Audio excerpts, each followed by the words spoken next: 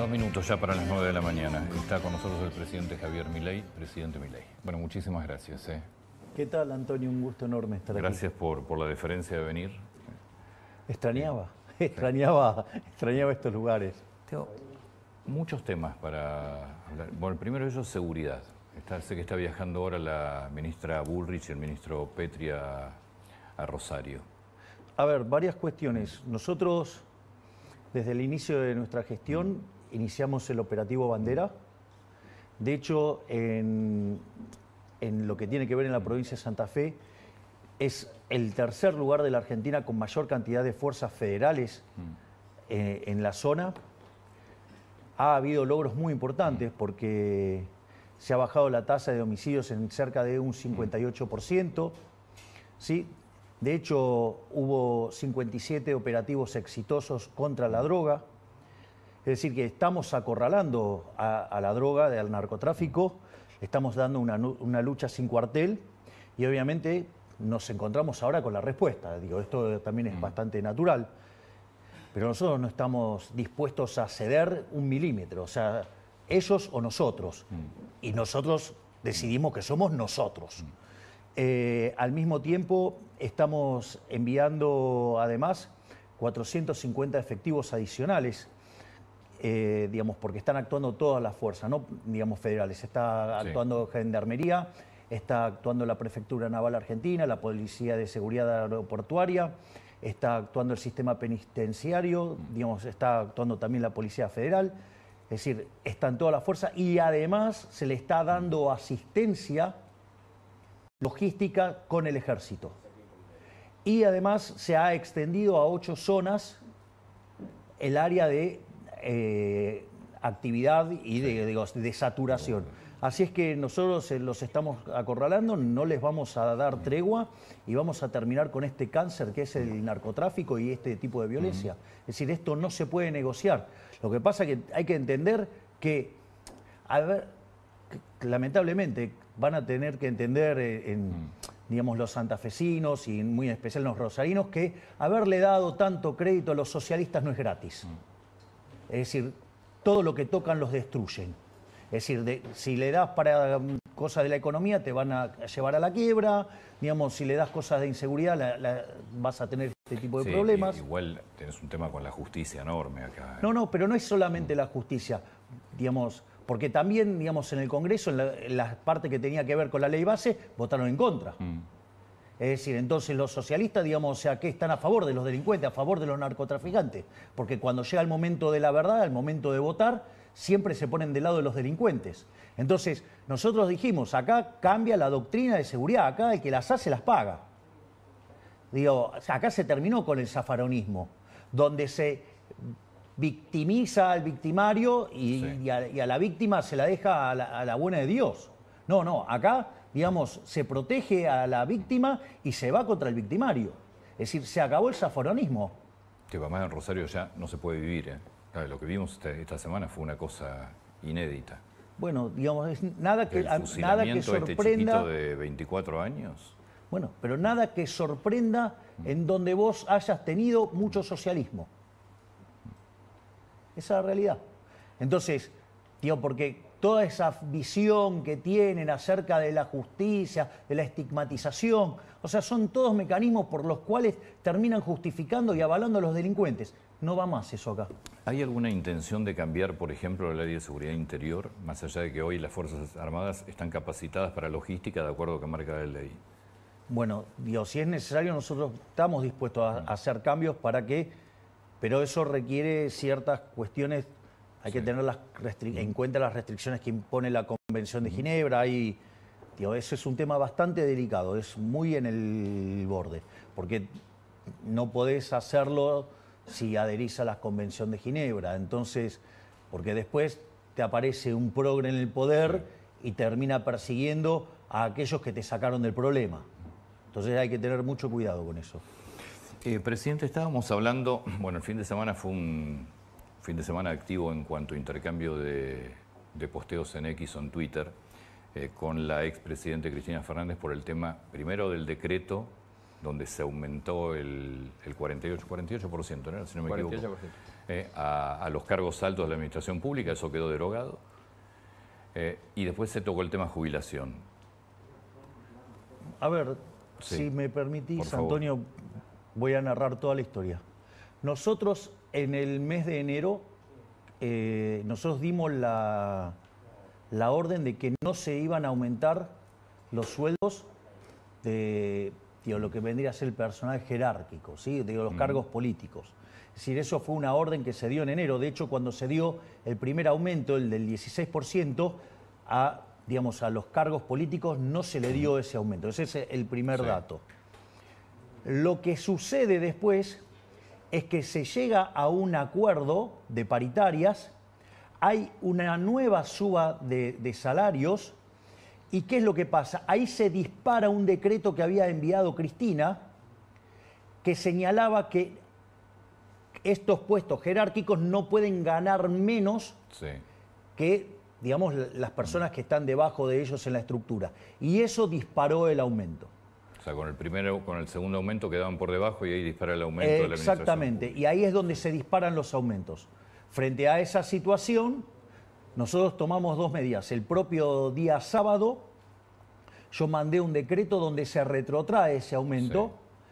Es decir, ahora, digamos, como eso se ha depositado, lo que se hace es en el mes que viene, se lo descuenta cuando se hace el pago, con lo cual seguimos con esta tesitura de que acá el ajuste lo pagan todos, en especial la política, pero no solo eso, además al secretario de Trabajo, digamos, lo he despedido. ¿Cuándo lo despidió? En este momento lo están notificando. ¿A Yacine? Al secretario de Trabajo. Digamos, por este error. Este es un error que no debería haber cometido. Porque además, esto fue aclarado en el mes de enero, donde el consenso de todos los ministros era que nosotros tenemos que quedar con los sueldos congelados. Y en cuanto al intercambio, digamos, con la señora Cristina Fernández de Kirchner, es muy interesante, porque como cuando la discusión avanza, es interesante porque ella no se hace cargo de su decreto, como no se hace cargo de un montón de cosas. Pero sí, dijo, en realidad reconoce que lo firmó, ¿eh? Pero a lo que voy es, ¿en qué derivó la discusión? Ella está muy preocupada por los jubilados. Sí. Bueno, entonces yo le dije que ella resigne su jubilación de privilegio de más de 14 millones de pesos y que, ya que está tan comprometida con los jubilados, ¿no? Vaya por la mínima. Y la realidad es que lo que ella me contestó, lejos de darme una respuesta contundente al respecto, hizo psicología barata. Técnicamente se llama falacia a la pista falsa. Digamos, yo le planteé un tema y ella contestó cualquier cosa haciendo psicología berreta, o sea, más que nada proyectando, ¿no? Digamos, pidiendo que esté tranquilo. Yo estoy tranquilo. La que tiene que estar nerviosa es ella, que tiene una jubilación de privilegio de 14 millones de pesos, donde el planteo fue claro. Señora, ¿por qué no renuncia a su jubilación de privilegio? Si ustedes revisan mi discurso del 1 de marzo en la asamblea, ¿sí? ¿Qué es lo que dije? Vamos a eliminar la jubilación de privilegio para el presidente y para el vice. Bueno, digamos, ¿y ella qué hace con eso? O sea, ella no, la de ella no se toca. Entonces, bueno, la he dejado expuesta frente a su incoherencia, a su contradicción. Vamos, que entregue su jubilación de privilegio. Bueno, ahora, esta maraña... Sabemos que no lo va a entregar, ¿no? Esto que te encontraste con el tema de los sueldos, esta disposición que se enganchan, que no pueden ser mayores o inferiores, ¿es una maraña que la están mirando? Porque debe ser gigantesca, debes tener disposiciones, todos los días te debes claro, digamos, a ver, vamos a ver, la casta política, vos, Rubén, lo sabés, o sea, antes cuando se subían las dietas quedaban expuestos. Hoy, con todavía muchísimo más penetración de la información y a la velocidad que viaja, te imaginarás que cuando se suben las dietas quedan escrachadísimos todos los funcionarios. Entonces, ¿qué es lo que hicieron? Crearon mecanismos para que se disparen automáticamente sin tener que levantar la manito, por decirlo de alguna manera. Igual es, digamos, vía voto, ¿no? Pero entonces, en ese contexto, todas estas cosas están escondidas.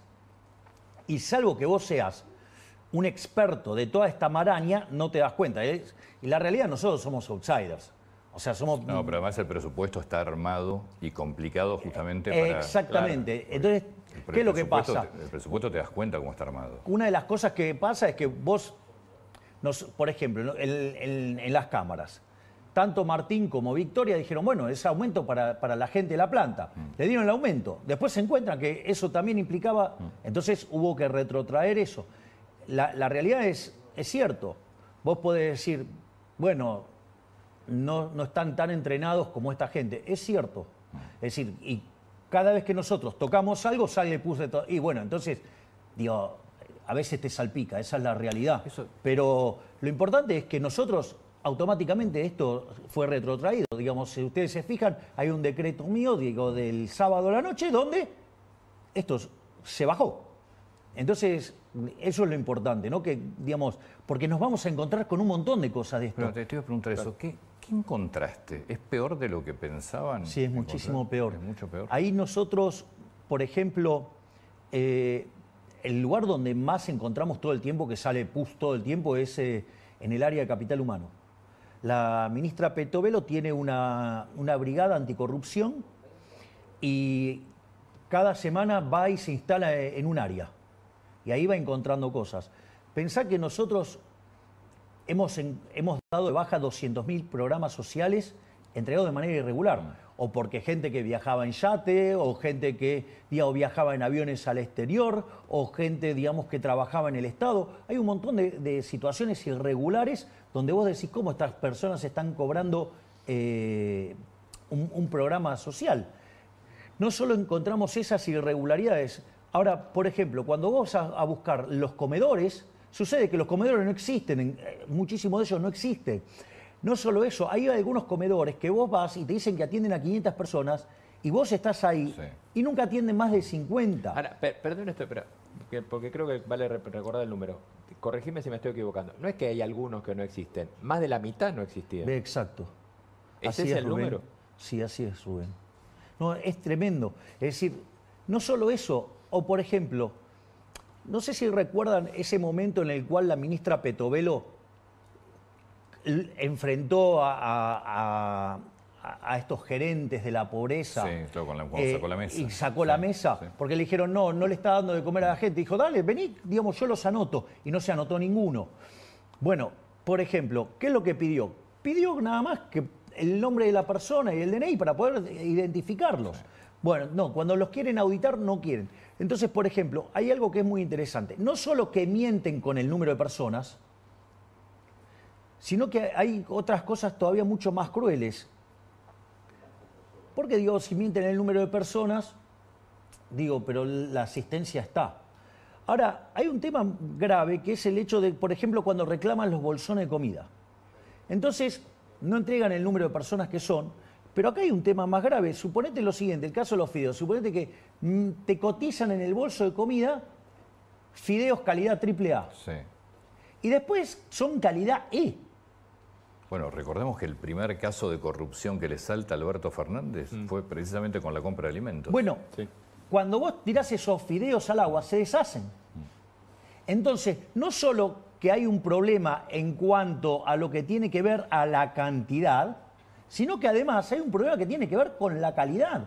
O, por ejemplo, en esos lugares donde vos mandabas comida y los comedores no existían, o mandás comida para 500 personas y sucede que van 50, después te encontrás en la cercanía determinados supermercados donde están vendiendo esos alimentos. Esto es de una crueldad enorme. No solo eso, otra de las cosas maravillosas que hizo la ministra Petovelo fue cortar, y eso es lo que generó la primer marcha de Beliboni, el tema de la intermediación.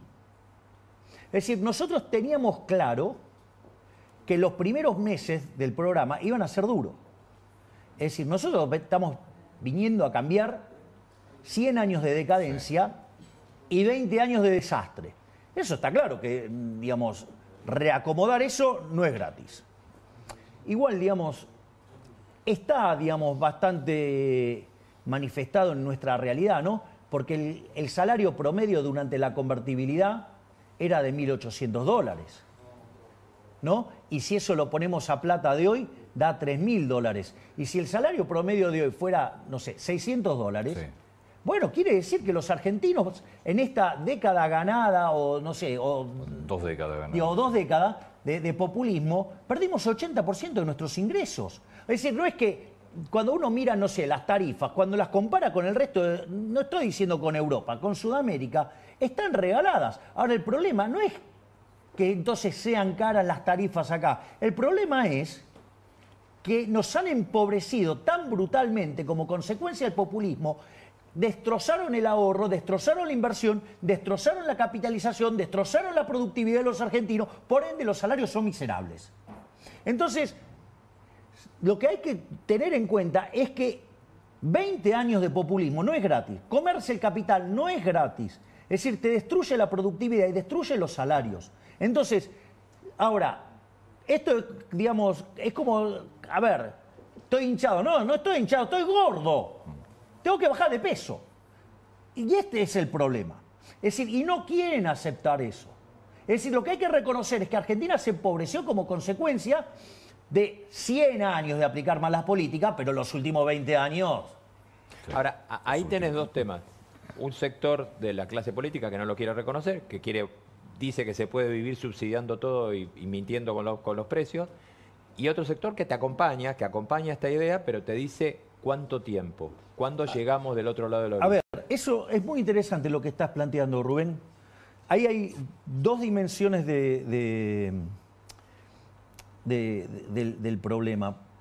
Porque decir que esto no ha pasado y que se puede subsidiar, ¿no? Lo voy a plantear en el extremo. Yo puedo hacer las tarifas cero. ¿Sí? Sí. Yo hago cero las tarifas. Ahora, no hay tal cosa como un almuerzo gratis. Es decir, eso alguien lo tiene que pagar, ¿no? O sea, está claro que eso alguien lo tiene que pagar. Entonces, ¿cómo lo pagamos? Con pobreza. Eso es posterior. Me expoliaste el final. Primero con inflación. Bueno, bien, claro, ahí está. Con inflación. ¿Qué es lo que haces? Emitís dinero. Generás inflación. Con lo cual, no es que es gratis. Lo que no estás pagando de modo directo en la tarifa, lo estás pagando de manera indirecta con el impuesto inflacionario. Pero eso tiene además varios problemas.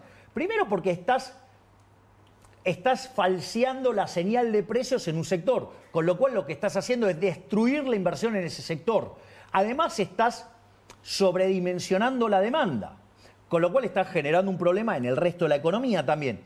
Y además, como vos estás usando la inflación para eso, además estás distorsionando no solo ese precio relativo, sino todos los precios relativos de la economía. Entonces, ¿qué es lo que pasa? Eso genera además, no solo del daño que causa vía la inflación y que en el fondo vos estás diciendo que lo estás haciendo por lo más pobre y estás reventando a los más pobres porque son los que más sufren con el impuesto inflacionario, sino que además al pobre le estás pegando dos veces.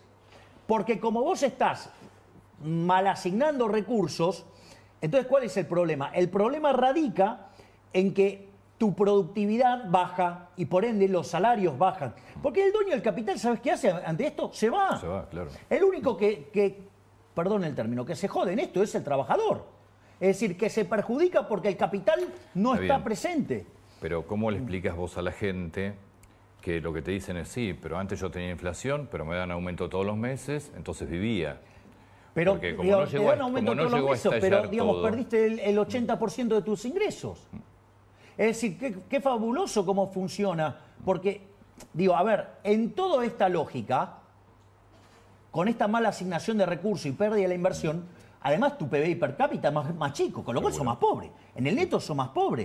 Es decir, porque la distorsión que vos generás no es gratis.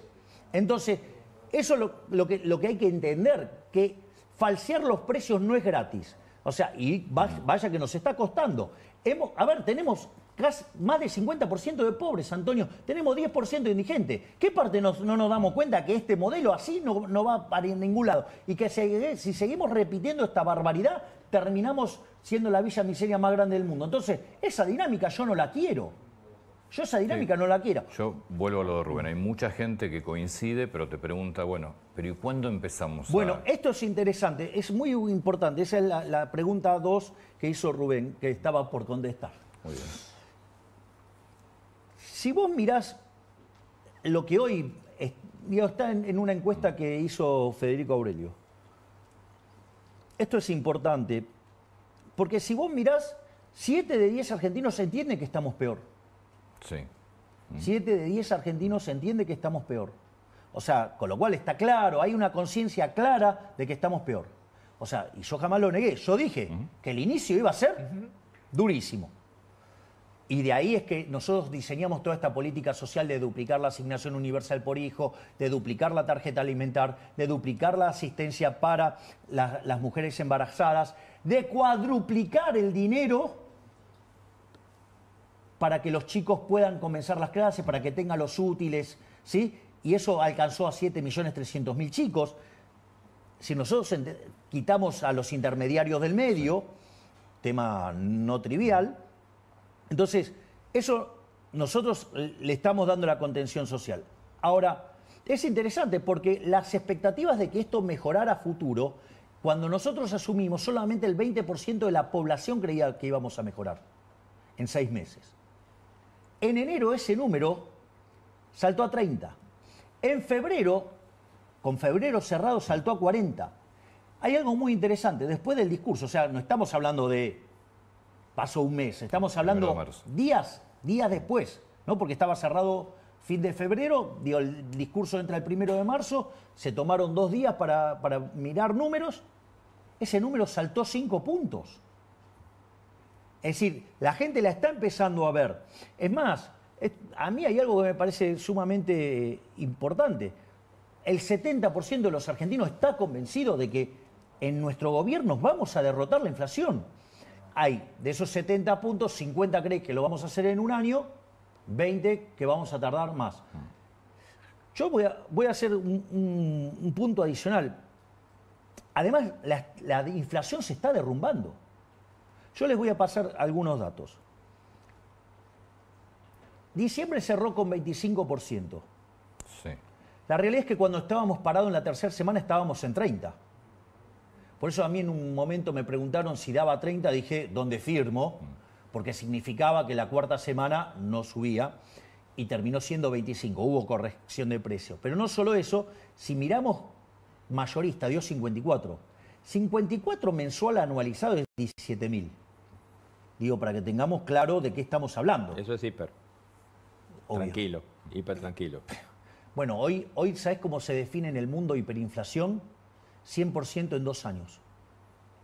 O sea, con lo cual, técnicamente, en los manuales de contabilidad internacional, Argentina está en hiperinflación. Pero no solo eso. Si ustedes se fijan, en el mes de enero tuvimos 20. Vamos con un febrero camino a 15. O sea que va, sí, digo, la tendencia a la baja, sí, es clara. Primera semana de marzo los alimentos volvieron a subir. Sí, ahora sí, es cierto, pero cuando vos tomás la primera semana de marzo, está abajo de la primera semana de febrero y febrero abajo de la primera semana de enero. O sea, es un fenómeno que ocurre en la primera semana del mes. Esa es una de las cosas. Ahora, cuando uno toma el dato y lo limpia de arrastre estadístico, lo limpia de suba de tarifas, sí, y lo limpia de lo que es prepaga, digo, toda corrección de precios relativos que estaban atrasados y pisados por el gobierno anterior, el número cae en un dígito. Sí, que tenés 7 puntos más o menos de arrastre, ¿no? De un mes a otro. Y en algunos casos pueden llegar a 6, 7 puntos, sí. Entonces, ojo, porque es más, yo les voy a pasar un dato más. Una de las cosas que pasa cuando empieza a acelerarse la crisis, las empresas empezaron a apreciar con tasas de inflación mucho más altas y con una situación bastante más compleja. En ese contexto, ¿qué pasa? Se encuentran que no pueden vender.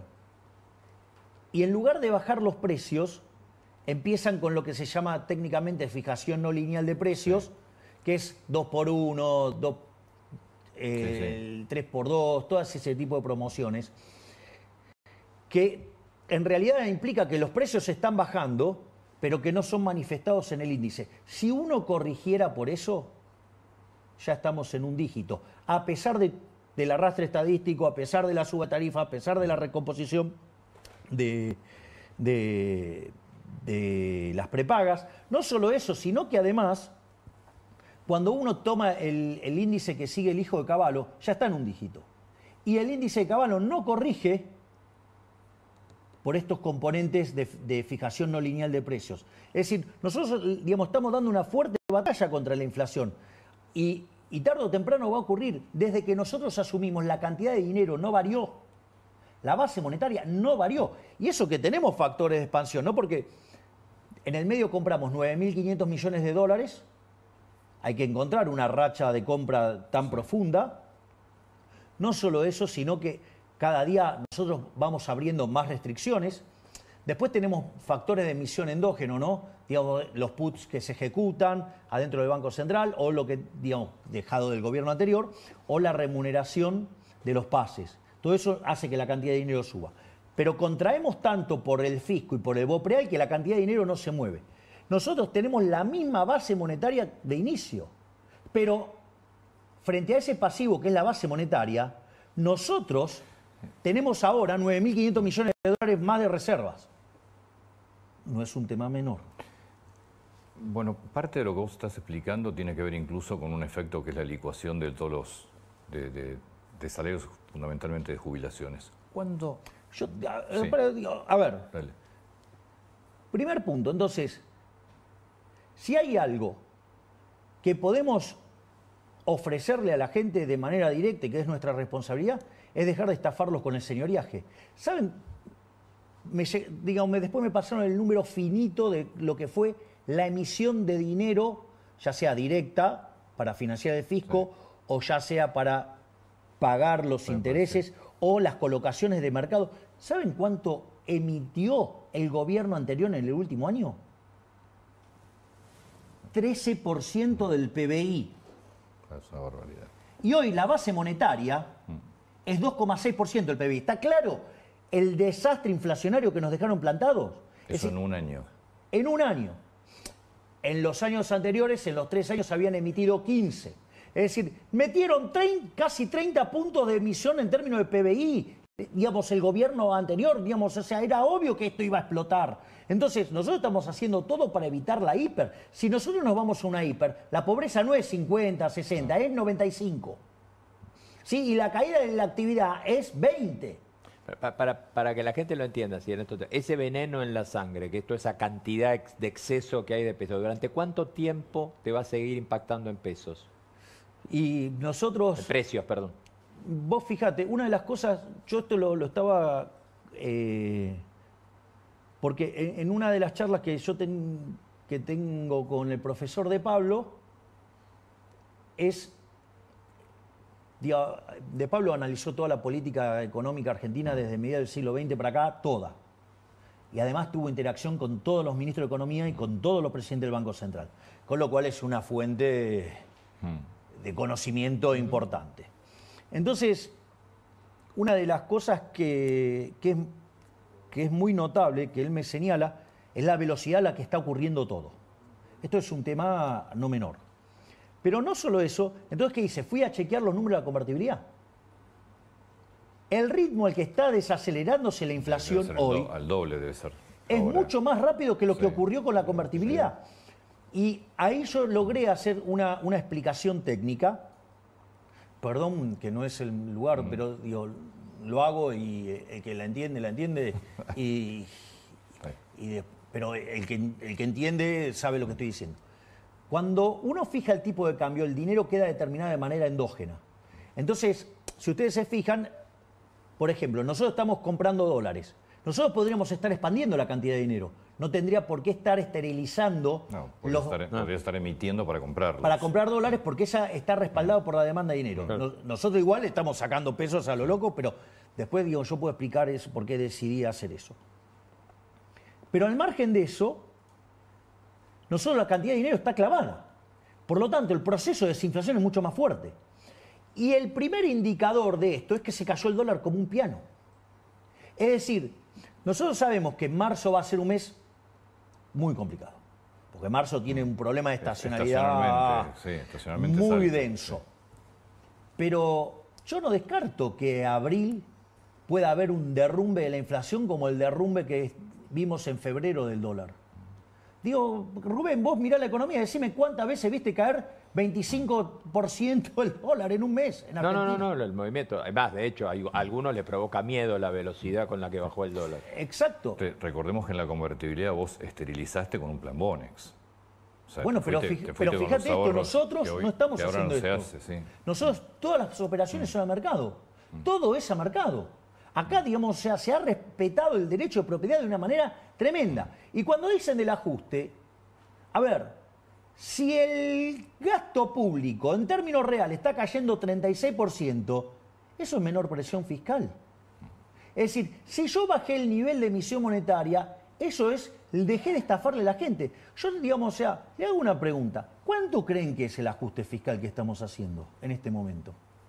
¿El ajuste fiscal sobre inflación o sobre...? No, el ajuste fiscal total que estamos haciendo. No sé, como recién dijiste 36%.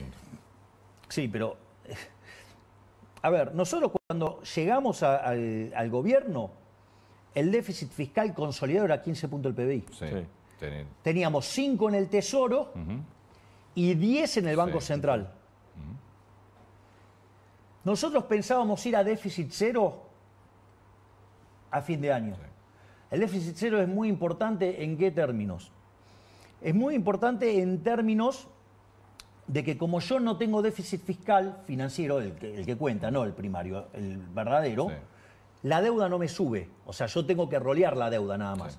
Entonces la relación deuda-producto es no creciente. Por ende, soy solvente. ¿Y dónde lo ves eso? Que cuando nosotros ganamos la elección, el riesgo país era 2.900 y hoy es 1.600. Sí. Es decir, ese dato es contundente.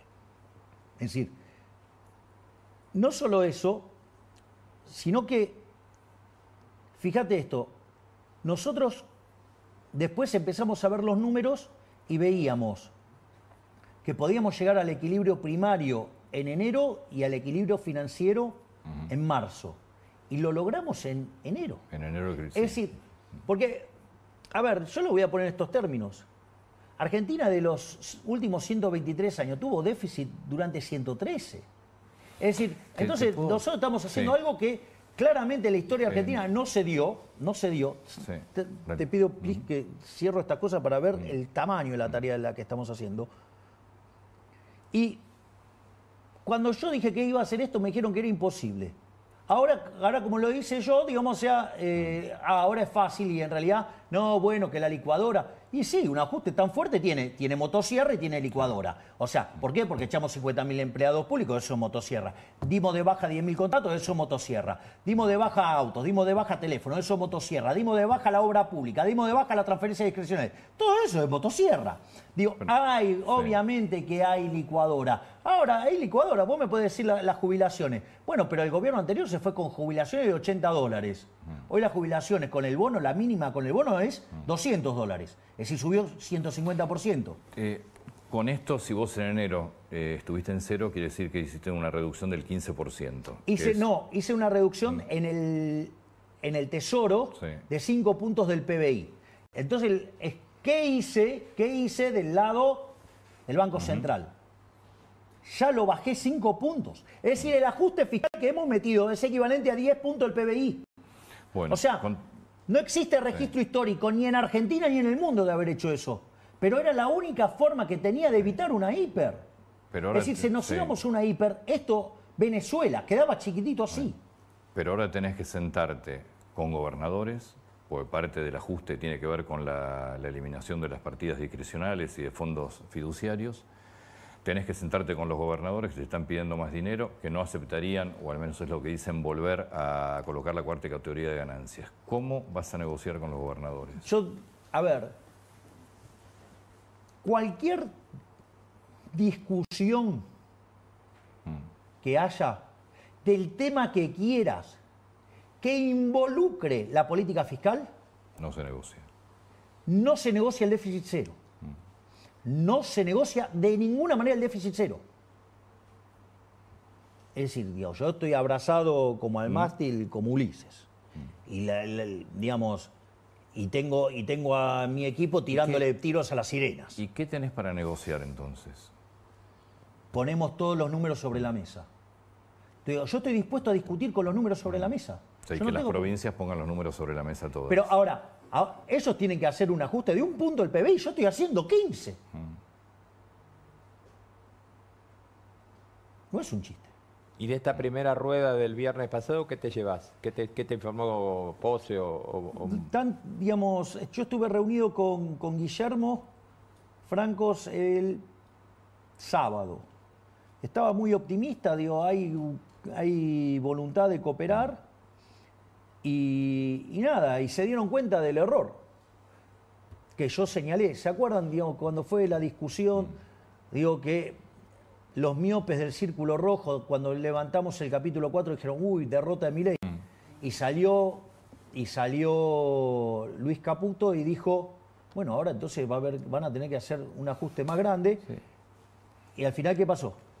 Terminaron viniendo acá. Y si no negocias, si no hay acuerdo, ¿cómo sigue? Es decir, si vos no tenés ley ómnibus, ¿cómo sigue tu A ver, plan de gobierno? Tanto el DNU como la ley de bases son elementos que hacen al equilibrio de largo plazo.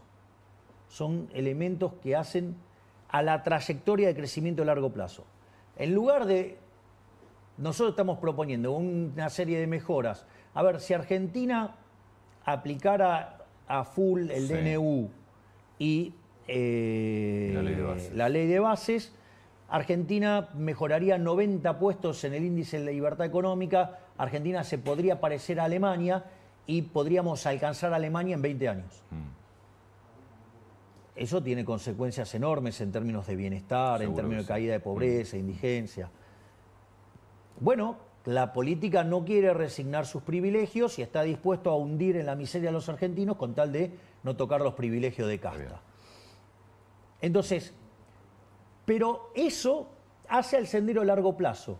Yo tengo que manejar la coyuntura. En la coyuntura que tengo, si nosotros domamos la inflación, abrimos el cepo, la actividad económica rebota. Sí. Con ese rebote y a pesar del marco institucional putrefacto que tenemos, como nos hemos comido el capital durante 20 años, la productividad en Argentina tiende a ser muy alta, los retornos tienden a ser muy altos. Esto quiere decir que vos podés crecer mucho independientemente de mejorar el marco institucional, porque es una economía que por más que tenga mucho riesgo, tiene un montón de retorno.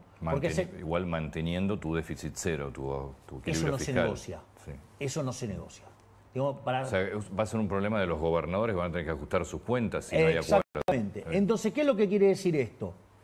Esto significa que nosotros estamos en condiciones de avanzar en nuestro programa de estabilización y de recuperación y crecimiento fuertemente, digamos, en la última parte del año y el inicio del que viene. Bueno, eso, digo, va a tener consecuencias electorales enormes. La gente va a haber identificado claramente quién es la casta que juega en contra de los intereses de los argentinos. Y ahí, digamos, les vamos a dar una paliza en las urnas que el 11 de diciembre del 25, si ahora vienen reformas que le tiramos por la cabeza, yo les aviso, solamente hemos enviado un 25% de lo que tenemos. O sea, todavía quedan... Si acá mandamos 1000 reformas estructurales, todavía quedan pendientes 3000. Pero pará, déjame... Es decir, si vos mantuvieras, que lo vas a mantener, pues estás abrazado al mástil, como acabas de decir, el déficit cero, y vos bajás la inflación, no importa si avanza la ley de bases o el DNU, vos estás en condiciones con esto para que la productividad te empiece a funcionar. Exactamente. Y tengas una economía creciente hasta las próximas elecciones y ahí te cambia la conformación del Congreso. Y ahí hago las reformas estructurales que me quedan para acelerar la tasa de crecimiento. ¿Y qué te queda de lo que ya presentaste por más que no se haya votado?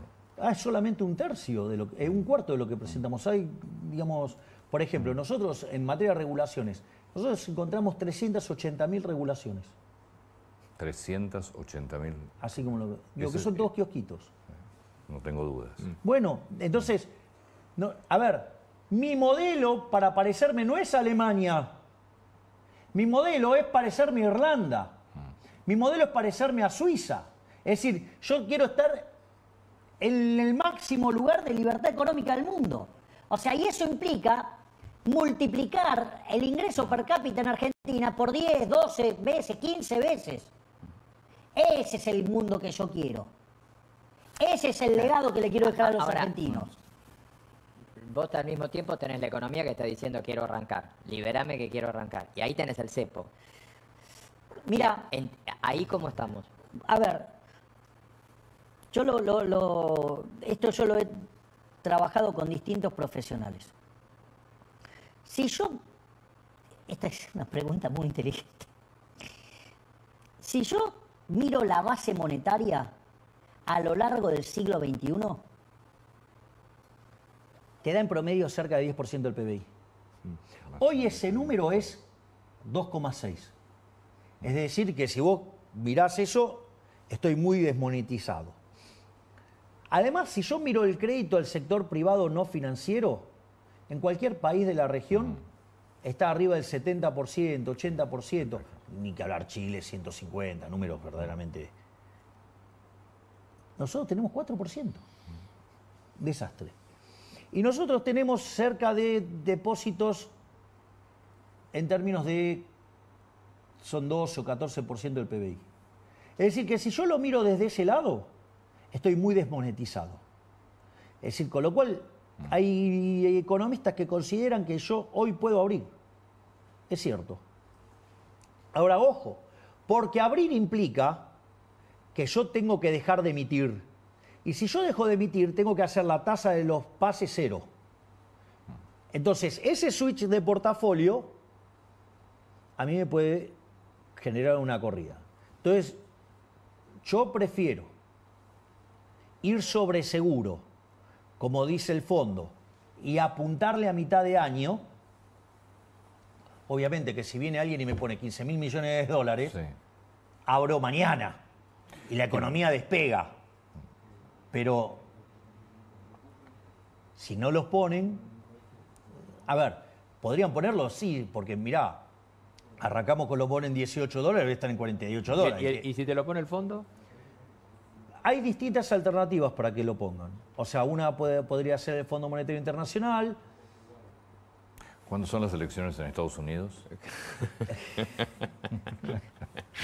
Bueno, hay algunos mecanismos que son muchísimo más rápidos, pero falta mucho para las elecciones. Entonces, es cierto que si vos lo mirás frío, podríamos abrir. Pero también es cierto que la base monetaria amplia son 10 puntos u 11 puntos del PBI. Entonces, no sobra mucho, digo, estaría subiendo un punto del PBI, pero ¿quién me asegura que no voy a tener un cambio de portafolio hacia dólares instantáneo? Es que va. Y bueno, entonces, ¿sabes qué? Sigamos con este mecanismo de saneamiento del Banco Central. Es más despacio, tarda un poco más en salir la economía, pero vamos pisando sobre seguro. Que inmediatamente abierto el cepo, tenés una recuperación fuerte de la economía. Te rebota la actividad económica porque vos con el cepo lo que estás teniendo es un exceso de demanda en el mercado de divisas. Sí. Eso implica que en el resto de la economía tenés un exceso de oferta. ¿Qué quiere decir esto? Que exceso de oferta en el mercado de bonos significa que los precios de los bonos están deprimidos, quiere decir que la tasa de interés es alta, que el riesgo país es alto. Altas tasas de interés implica un exceso de oferta en el mercado de bienes, con lo cual te penaliza el mercado de bienes. El exceso de oferta en el mercado de bienes implica un exceso de oferta en el mercado de trabajo que se manifiesta como con desempleo o con salarios reales verdaderamente miserables como los que tenemos, y la consecuencia son la cantidad de pobres e indigentes. Si vos liberás, ¿qué es lo que sucede? Ese exceso de demanda desaparece y todos los excesos de oferta restantes desaparecen. Con lo cual, digamos, tenés un fuerte rebote de la actividad económica. Pero de vuelta, abrir,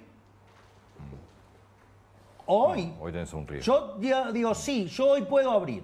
A ver, si yo abría en el 11 de diciembre, la hiper era un dato. Hoy estamos 50 y 50.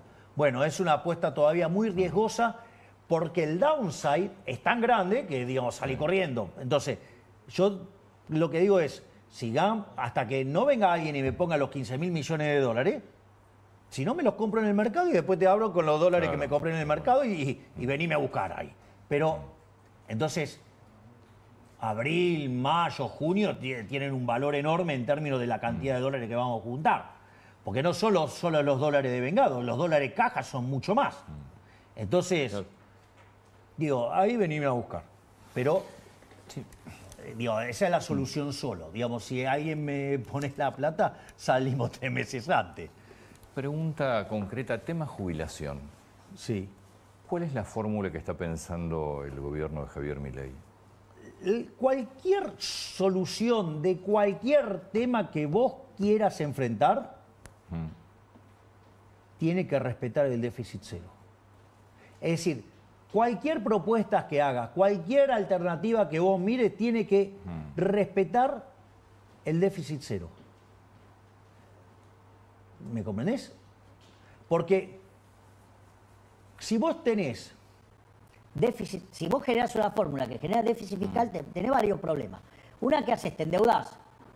Entonces, le cargas el costo del ajuste a todas las generaciones futuras. Sí. Me parece bastante injusto eso. Si lo financio con emisión monetaria, Más inflación. lo hago empobreciendo a la gente, con lo cual tampoco funciona. Y si lo hago con más impuestos, la economía no crece, con lo cual... Con lo cual vos deberías además atar la nueva jubilación a una reforma laboral que te permita generar más ingresos. Es que absolutamente.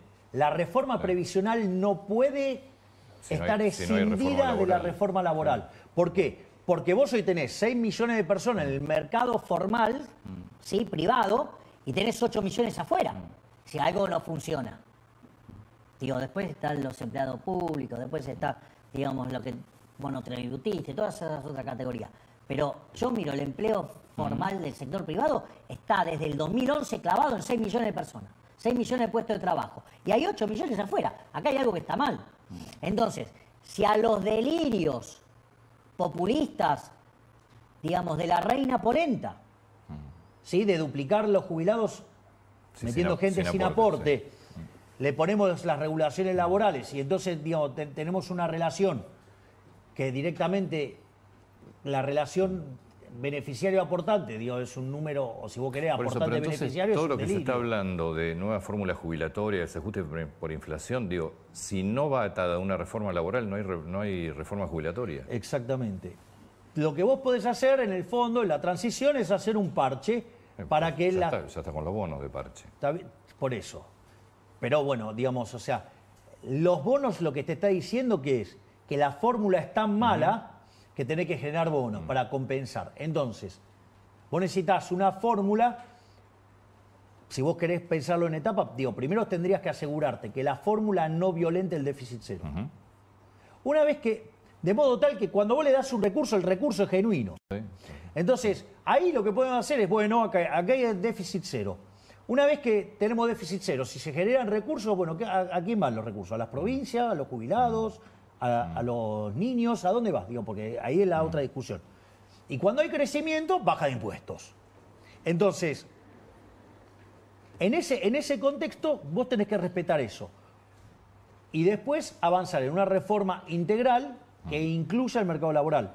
Pero está claro que la reforma del sistema previsional no es independiente de la del mercado laboral. No, porque vos necesitas ingresos genuinos al sistema jubilatorio. Exactamente. Pero fíjate que vos más que duplicarías la cantidad de aportantes al sistema si vos lográs pasar a blanco. Bueno, de hecho subirían 133%, ¿no? Digo, si nos vamos de 6 a 14 millones de empleados formales en el sector privado. Bueno, entonces, acá, digamos, hay muchos jugadores que tienen que entender que esto no funciona y que hay mecanismos mucho más inteligentes para resolver este problema, yendo a un sistema de seguro de desempleo y, digamos, y tendrían que buscar la forma de que las empresas de seguros se instalen a hacer esto. Que podrían ser de los mismos sindicatos, pero evidentemente Pero, no lo terminan obviamente, de entender. o digamos, los sindicatos, si lo vieran con facilidad y rapidez, si yo fuera el líder de un sindicato, ya yo te estaría armaste buscando una una empresa empresa de de seguros. seguros Perdón, gigante para pero, empezar. Claro. Perdón, y esto no es un chiste. Entonces también necesitas votar una ley de asociaciones profesionales nueva, porque tenés que democratizar los sindicatos. Bueno, pero eso era parte Pero es parte del mismo de la es el reforma decálogo del del mercado acuerdo del laboral. 25 de mayo también. Claro. Entonces ahí, pero yo de vuelta, si yo estuviera en esa silla, yo estaría yendo por el mundo a buscar una empresa de seguro gigante. Sí. Yo, porque, a Sí. ver, tenés un mercado de 6, lo vas a llevar a 14, Que no sea Nación Que Segura. no, yo te iba a decir que no sea Nación Segura. no. ¿Cómo está el tema de privatizaciones de empresas públicas? Si vos me preguntás a mí, digamos, todo lo que pueda transferir al sector privado lo voy a transferir todo. Para mí, empresa pública es un oxímoron. Porque empresa tiene que ver con emprender. Y el sector público no emprende nada. De hecho, todo lo que toca lo destruye. Es decir, no existe la empresa eficiente, no existe nada. Esas cosas son todas... Cuando te hablan los políticos de una empresa eficiente, son los más chorros de todos. Te dicen de hacer eficiente el Estado, lo único que están pensando es utilizar esas empresas como caja. Es más, yo te lo voy a poner en más extremo. Si supongamos que por alguna cuestión, no sé, eso funcionara, digo, al menos en el caso argentino no funcionó. Y la evidencia muestra que no. Por lo tanto, o sea, a la luz de Argentina, digo, ninguna empresa tendría que quedar en manos del sector privado. Público, quiero decir. Esa es mi posición. Yo soy partidario de privatizar todo. El Estado, digamos, lo que debe de dedicarse es a la seguridad, que de hecho la gente acompaña fuertemente las políticas que está impulsando la doctora Bullrich. Bueno, no se puede estar en la calle, digo, a nivel nacional no se puede estar más válido. Bueno, Lo que estamos viendo en Rosario. Bueno, es- pero justamente Nosotros hemos avanzado con muchas cosas que se nos criticó fuertemente y sin embargo funcionan. Ahora digo, después se ven los hechos y funcionan. Digamos, cuando mandamos a la ley base estas cosas las rechazaron. Digamos, ahí todos los socialistas eso lo Sí, rechazaron. yo todo, creo que porque- los gobernadores, lo hablábamos con Rubén acá, el día que votaron, al día siguiente ya se empezaron a preguntar qué votaron. Porque yo creo que no se dieron cuenta, porque de hecho había mucho articulado dentro de la ley que Sí, favorecía bueno, la pero productividad de las empresas. estaban muy preocupaditos Antes por se me los, per- por los, un- por los fondos fiduciarios y todos los curringos de ellos. Algo que me quedó cuando hablamos del tema de Rosario. ¿Podrías pensar en declarar el estado de sitio en Rosario? Eso hay que... Vos fíjate que las medidas que están tomadas están consensuadas con el gobernador. Es decir, paso a paso. El estado de sitio permitiría la participación de las Fuerzas Armadas. Exactamente. Porque vos solamente bajo estado de sitio, pues. Por el momento estamos trabajando en esta solución y creemos que lo podemos resolver. De vuelta. Y eso, de hecho, fíjese que nosotros estamos trabajando de manera coordinada con el gobernador Puyaro. Es decir, él pidió la asistencia, Sí. nosotros estamos redoblando. Es decir, hay 450 efectivos más, está el ejército dando apoyo logístico, hay reasignación de fuerzas para asistir más al caso de la provincia de Santa Fe, se entran en más áreas. Yo creo que con esto lo podemos resolver. O sea, después la realidad es dinámica. Pero yo creo que estamos en condiciones de salir triunfantes de esta situación. Preguntas de tu lado más puro de economista. ¿Hay alguna Siempre posibilidad? contesto. Pero esta es bien particular. ¿Hay alguna posibilidad alguna vez de saber toda la maquinaria de corrupción y de curros y estas 380? ¿Cuánto implica en dinero? Es decir, ¿cuánto Hay un se estudio, gastó? sí, hay un estudio del BID que estudia la ineficiencia técnica del gasto público. La peor región del mundo es América Latina y el peor país de América Latina es Argentina y tiene una ineficiencia técnica del gasto público de 7 puntos del PBI. 7 puntos del PBI y eso considerando ineficiencia, ¿sí? No pensando mal.